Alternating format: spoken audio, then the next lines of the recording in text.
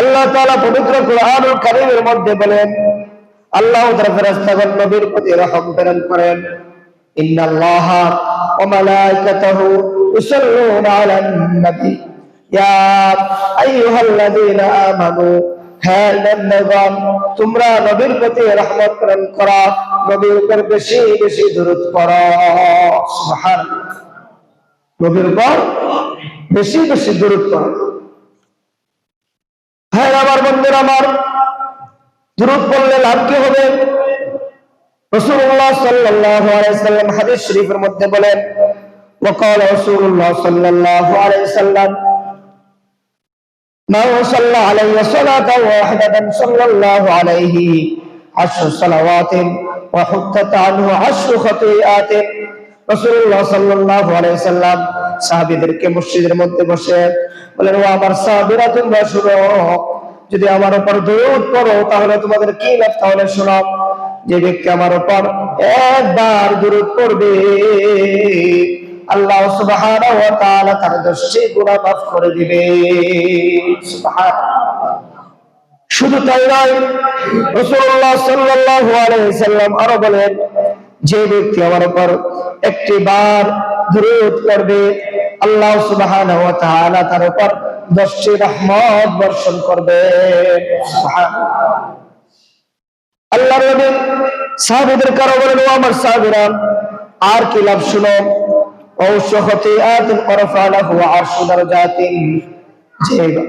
আমার যে উম্মত আমার উপর দরুদ পড়বে, আমি আর উম্মতে দরুদ পড়ার কারণে আল্লাহ সুবহানাহু ওয়া তাআলা তার 10টি মর্যাদা উঁচু করে দিবে, তার মান সম্মান আল্লাহ সুবহানাহু ওয়া তাআলা দরুদের কারণে একবারে সর্বোচ্চ করে দিবে। সমাজের মধ্যে তার সম্মান বেড়ে যাবে এবং তার সব থেকে আল্লাহ সুবহানাহু ওয়া তাআলা তার অনুগ্রহ করবেন, দয়া করবেন। এজন্য দুরূদ এমন একটা গুরুত্বপূর্ণ ফজিলত ভাই, এই দুরূদ যদি আমরা বেশি বেশি পড়ি, এই দুরূদের কারণে আপনার কলবটা পরিষ্কার হয়ে যাবে, দুরূদের কারণে আল্লাহ রাসূলের নৈকট্য অর্জন হবে, এই দুরূদের কারণে আপনার ইজ্জত সম্মান আল্লাহ তাআলা বাড়িয়ে দিবেন। সুবহানাল্লাহ। এজন্য ভাইরা আমার, বন্ধুরা আমার, আল্লাহ সুবহানাহু ওয়া তাআলা আয়াতের মধ্যে বলেন, ইয়া আইয়ুহান নাবিয়্যু ইন্না আরসালনাকা শাহিদান ওয়া মুবাশশিরান ওয়া নাযীরা। হে নবীজি,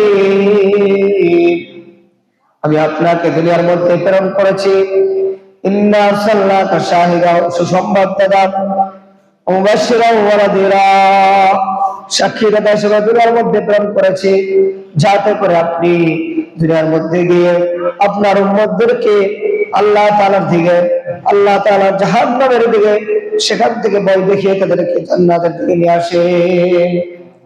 কেন প্রেরণ করেছি? যাতে করে আপনি আপনার উম্মতদেরকে জাহান্নামের আগুন, কঠিন আগুন, যা দুনিয়ার কোনো আগুন না, যে দুনিয়ার আগুন একটু চুলার মধ্যে জ্বললো, কতক্ষণ পরে শেষ হয়ে গেল। ভাই, জাহান্নামের আগুন এমন কঠিন আগুন, যে আগুন 500 মাইল দূর থেকে আপনার গায়ে পুরো ছারখার হয়ে যায়। এই আগুন থেকে কিভাবে মানুষকে বাঁচানো যায়, কিভাবে উম্মতকে বাঁচানো যায়, কিভাবে আল্লাহ তাআলার বান্দা বান্দীদেরকে বাঁচানো যায়, এজন্য আল্লাহ তাআলা তার রাসূলকে প্রেরণ করেছেন এবং বলে দিয়েছেন যে এই পথে চললে তোমরা আগুন থেকে বাঁচবে, এই পথে চললে তোমরা জান্নাতের দিকে যাইতে পারবে। ভাই বুজুর্গ, এজন্য সর্বদা আল্লাহ তাআলার প্রশংসা করা এবং রাসূলের উপর বেশি বেশি করে দরুদ পড়া, আর রাসূলের সুন্নাতগুলোকে যদি আমরা আঁকড়ে ধরতে পারি, তাহলে রাসূল সাল্লাল্লাহু আলাইহি সাল্লাম আমাদের উপর রাজি খুশি হয়ে যাবে।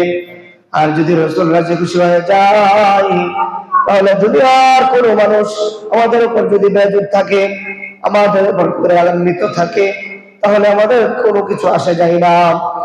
যেখানে আমাদের উপর রাসূল রাজি হয়ে গেছে, সেখানে রাসূল রাজি হওয়ার কারণে আল্লাহ তাআলা আমাদের উপর রাজি খুশি হয়ে যাবেন। রাসূলের উপর বেশি বেশি দরুদ পড়ার কারণে রাসূল আমাদের উপর রাজি খুশি হয়ে যাবেন। আর যদি রাসূল আমাদের উপর রাজি খুশি হয়ে যায়, আল্লাহ সুবহানাহু ওয়া তাআলা বলেন, আমার বন্ধু যার উপর রাজি হয়ে যাবে আমি আল্লাহ ওই বান্দার উপর রাজি হয়ে যাব। সুবহানাল্লাহ। আমার বন্ধু যে ব্যক্তির উপর রাজি খুশি হয়ে যাবে আমি আল্লাহ ওই ব্যক্তির উপর রাজি খুশি হয়ে যাবে। আর আল্লাহ তাআলা যদি রাজি খুশি হয়ে যায়, দুনিয়ার সমস্ত মানুষ যদি আমার বিরুদ্ধে লেগে যায় তাহলে কোনো কিছু আসে যায় না। এজন্য ভাই, দুরূদ শরীফের আমল, রাসূল সাল্লাল্লাহু আলাইহি সাল্লামের অসংখ্য হাদিস আছে দুরূদের উপর। যে দুরূদ পড়লে আল্লাহ সুবহানাহু ওয়া তাআলা এক নম্বর পুরস্কার হলো আপনার ইজ্জত আল্লাহ তাআলা বাড়িয়ে দিবেন। সুবহানাল্লাহ। এক নম্বর পুরস্কার আল্লাহ তাআলা আপনার ইজ্জত দুনিয়ার মধ্যে বলন্দ করে দিবেন। আপনি যেখানে যাবেন সেখানে আল্লাহ তাআলা আপনাকে সম্মান প্রদান করবেন। আপনি বাড়ির মধ্যে থাকলে বাড়ির পরিবারের সকল সদস্য আপনাকে সম্মান করবে, সমাজের সকল মানুষগুলো আপনাকে সম্মান করবে রাসূলের উপর দুরূদ পড়ার কারণে। আপনি রাষ্ট্রীয়ভাবে থাকলে আল্লাহ সুবহানাহু ওয়া তাআলা আপনাকে সম্মানের চেয়ারে বসিয়ে দিবেন। এক নম্বর পুরস্কার হলো যে ব্যক্তি দুরূদ পড়বে আল্লাহ সুবহানাহু ওয়া তাআলা তাকে সম্মানের চেয়ারে বসিয়ে দিবেন। ভাইরা আমার, বন্ধুরা আমার, দুই নম্বর, যে ব্যক্তি দুরূদ বেশি পড়বে, যে ব্যক্তি দুরূদ নিজের অন্তরের মধ্যে গেঁথে নেবে, আল্লাহ রাসূল সাল্লাল্লাহু আলাইহি সাল্লাম বলেন দুই নম্বর দুরূদের পুরস্কার হলো আল্লাহ তাআলা ওই দুরূদকারীর উপর 10টি রহমত বর্ষণ করবে। সুবহানাল্লাহ। দুই নম্বর হলো যে ব্যক্তি দুরূদ বেশি পড়বে আল্লাহ সুবহানাহু ওয়া তাআলা 10টি রহমত ওই ব্যক্তির উপর কি বর্ষণ করবে। সুবহানাল্লাহ বলেন না? সুবহানাল্লাহ। তিন নম্বর পুরস্কার রাসূল বলেন আমার যে উম্মত আমার উপর দুরূদ করবে ওই উম্মতের 3 নম্বর পুরস্কার হলো আল্লাহু আকবার, দুরূদ পড়ার কারণে আল্লাহ রাসূল সাল্লাল্লাহু আলাইহি সাল্লাম বলেন ওই ব্যক্তির মর্যাদা আল্লাহ তাআলা উঁচু করে দিবে। 4 নম্বর পুরস্কার হলো যে ব্যক্তি একবার দুরূদ শরীফ পড়বে আল্লাহ রাসূল সাল্লাল্লাহু আলাইহি সাল্লাম বলেন দুরূদ শরীফ পড়ার ব্যক্তি 4 নম্বর পুরস্কার হলো ওই ব্যক্তির জন্য আল্লাহ তাআলার ফেরেশতারা লক্ষ লক্ষ ফেরেশতা, হাজার হাজার ফেরেশতা ওই দুরূদ পড়নেওয়ালা ব্যক্তির জন্য আল্লাহর কাছে দোয়া করতে থাকে, আল্লাহ আপনি আপনার এই বান্দাকে ক্ষমা করে দেন, আপনি এই বান্দার জিন্দেগীর গুনাহগুলো মাফ করে দেন। আল্লাহ কেননা সে রাসূলের উপর দুরূদ পড়তেছেন, এই দুরূদের কারণে সমস্ত ফেরেশতারা ওই দুরূদ যে ব্যক্তি পড়ে ওই ব্যক্তির জন্য দোয়া করতে থাকে। সুবহানাল্লাহ। তাহলে 4 নম্বর হলো যে বেশি বেশি দুরূদ পড়বে, আসমান জমিন যত ফেরেশতা আছে সমস্ত ফেরেশতারা দোয়া করতে থাকেন, আল্লাহ আপনার এই বান্দা আপনার বন্ধুর উপর দুরূদ পড়তেছে, আপনার এই বান্দা আপনার বন্ধুকে মহব্বত করতেছে, ভালোবাসতেছে, ভালোবেসে দোয়া করতেছে, আপনি তাকে ক্ষমা করে দেন। আল্লাহ ফেরেশতাদের কথাগুলো কবুল করে ওই বান্দাকে ক্ষমা করে দেন। সকলে বলে সুবহানাল্লাহ। এজন্য ভাইরা আমার, বন্ধুরা আমার, 5ম পুরস্কার হলো যে ব্যক্তি রাসূলের উপর দুরূদ পড়বে রাসূল সাল্লাল্লাহু আলাইহি সাল্লাম বলেন ওই ব্যক্তির পিতা মাতার ধরে নবীজির কাছে ফেরেশতা পৌঁছে দেয়। যখন কোনো ব্যক্তি দোয়া করে অথবা রাসূলের উপর দুরূদ পড়ল, কালিকাপুর গ্রাম থেকে কেউ দুরূদ পড়ল সাল্লাল্লাহু আলাইহি সাল্লাম, এই দুরূদটা যখন পড়ল পড়ার সাথে সাথে এখানে নিয়োজিত যে ফেরেশতা ছিল তিনি এই দুরূদ শরীফটা সরাসরি মদিনার মধ্যে নিয়ে যাবেন। ইয়া রাসূলুল্লাহ, ইয়া হাবিবাল্লাহ, ব্রাহ্মণবাড়িয়া কসবা কালিকাপুর গ্রাম থেকে আপনার উপর আপনার উম্মত দুরূদ পেশ করেছে, আব্দুর রহমানের ছেলে আব্দুল্লাহ, ও নবীজি আপনি দুরূদ ও সালাম আপনি গ্রহণ করেন।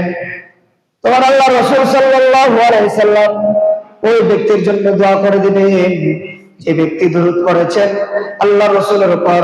আল্লাহ রাসূল ওই উম্মতের জন্য দোয়া করবেন, আল্লাহ আমার উম্মত এই ফিতনার জামানার মধ্যে আমার উপর দুরূদ পড়েছে, আল্লাহ আমার এই উম্মতের মান সম্মান ইজ্জত আপনি বুলন্দ করে দেন। সুবহানাল্লাহ।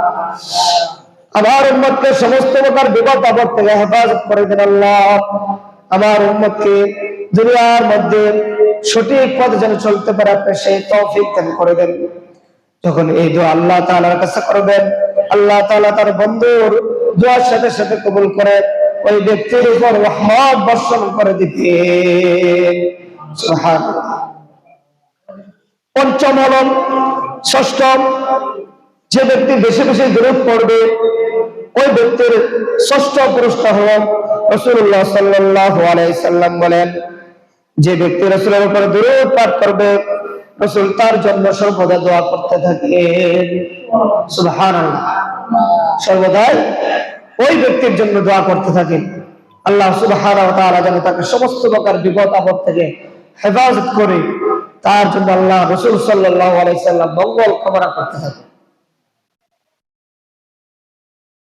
মুআজ্জাজ মুহতারাম, সপ্তম পুরস্কার হলো, যে ব্যক্তি রাসূলের উপর বেশি দরুদ পড়বে আল্লাহ রাসূল সাল্লাল্লাহু আলাইহি সাল্লাম বলেন, সপ্তম পুরস্কার ওই উম্মতের জন্য আল্লাহ রাসূল সাল্লাল্লাহু আলাইহি সাল্লাম কাল হাসরের ময়দানে আল্লাহর তাআলার কাছে সুপারিশ করবে, আল্লাহ আমার এই উম্মত আমার উপর দরুদ পড়েছে, সর্বদা আমাকে স্মরণ করতো, আল্লাহ আপনি আমার এই উম্মতকে জান্নাতের মধ্যে পৌঁছে দিন। সুবহানাল্লাহ।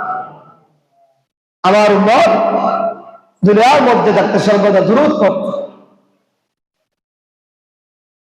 আল্লাহ রাসূল যখন সুপারিশ করবে, শাফিআ ওয়া মুশাফফা, রাসূলের সুপারিশকে আল্লাহ তাআলা গ্রহণ করবে এবং এই সুপারিশ করার কারণে ওই দুরূদ পাঠকারী ব্যক্তি জান্নাতের মধ্যে চলে যাবে। ভাইরা আমার, বন্ধুরা আমার, এই সুপারিশকে অষ্টম পুরস্কার হলো, কেউ যদি রাসূলের উপর দরুদ পড়ে, যদি তার উপর কোনো বিপদ থাকে, আল্লাহ সুবহানাহু ওয়া তাআলা তার ফেরেশতাদের প্রেরণ দিয়ে বলবেন, ও আমার ফেরেশতারা, এই ব্যক্তি আমার বন্ধুকে মহব্বত করত, আমার বন্ধুকে ভালোবাসত, আমার বন্ধুর উপর বেশি বেশি দরুদ পড়ত, ও আমার ফেরেশতারা, এই ব্যক্তি এমন বিপদের মধ্যে আছে, ওই বিপদ থেকে তুমি উদ্ধার করে দাও। সুবহানাল্লাহ। তাহলে দরুদের কত পরিমাণ ফজিলত! আপনি কোন বিপদের মধ্যে পড়বে, রাসূল সাল্লাল্লাহু আলাইহি সাল্লাম বলেন ওই বিপদ থেকে আল্লাহ তাআলা উদ্ধার করে দেন দরুদের কারণে। ভাই আমার, বন্ধুরা আমার, আল্লাহর নবী মিম্বরে বসে খুতবা দিবেন। যখন মিম্বরের মধ্যে উঠলেন, প্রথম সিজদে যখন পাড়া দিলেন তখন তিনি আমিন বললেন, যখন দ্বিতীয় সিজদে পাড়া দিলেন তখন তিনি আমিন বললেন, যখন তৃতীয় সিজদে পাড়া দিলেন তখন তিনি আমিন বললেন। সমস্ত সাহাবায়ে কেরাম প্রশ্ন করল, ইয়া রাসূলুল্লাহ, ইয়া হাবিবাল্লাহ, আপনি প্রথম সিজদে পাড়া দেওয়ার পর আমিন বললেন, দ্বিতীয় সিজদে পাড়া দেওয়ার পর আমিন বললেন, তৃতীয় সিজদে পাড়া দেওয়ার পর আমিন বললেন, এর হাকিকত কি আমরা জানতে চাই। আল্লাহ রাসূল বলেন, ও আমার সাহাবীরা, তোমরা শুনো, আমি কি জন্য আমিন বলেছি? আমি এই জন্য আমিন বলেছি, আল্লাহু আকবার। এই জিবরাইল আলাইহিস সালাতু ওয়াস সালাম তিনি বলতেছেন, দুনিয়ার মধ্যে যে ব্যক্তি রমজান পেল, রমজান পাওয়ার পর সে তার জীবনের গুনাহগুলো ক্ষমা করাইতে পারে নাই, রমজান মাস পেয়েও আল্লাহ তাআলার কাছে তার গুনাহগুলো মাফ করতে পারে নাই, আল্লাহ তাআলার দরবারে কাঁদতে পারে নাই, কোরআনকে বেশি মহব্বত করতে পারে নাই, এই রমজান মাস শেষে রোজাগুলো রাখতে পারে নাই, সুতরাং রমজান পেয়েও যা তার গুনাহগুলো সে আল্লাহ তাআলা থেকে মাফ করতে পারে নাই, ওই ব্যক্তি ধ্বংস হোক। নবীজি বলেন, এই কথা বলার পর আমি সাথে সাথে আমিন বলছি, যারা নাকি রমজান পেয়েও তাদের গুনাহগুলো ক্ষমা করতে পারে নাই, তারা ধ্বংস হয়ে যাক। রাসূল সাথে সাথে আমিন বলছেন। সাহাবায়ে বললেন, ইয়া রাসূলুল্লাহ, ইয়া হাবিবাল্লাহ, আপনি দ্বিতীয়বার কেন আমিন বললেন? আল্লাহর রাসূল বলেন, ও আমার সাহাবীরা শোনো, আমি দ্বিতীয়বার কেন আমিন বলছি? আমি দ্বিতীয়বার এই জন্য আমিন বলছি, দুনিয়ার মধ্যে যাদের বৃদ্ধ মা বাবা আছে, ওই মা বাবাকে যারা দেখে নেন, ওই মা বাবার উপর যারা বিরক্ত হয়, ওই বৃদ্ধ মা বাবাকে যারা কষ্ট দেয়, ওই বৃদ্ধ মা বাবাকে কষ্ট দেওয়ার কারণে আমি আমিন বলেছি, যাতে করে তারা ধ্বংস হয়ে যায়।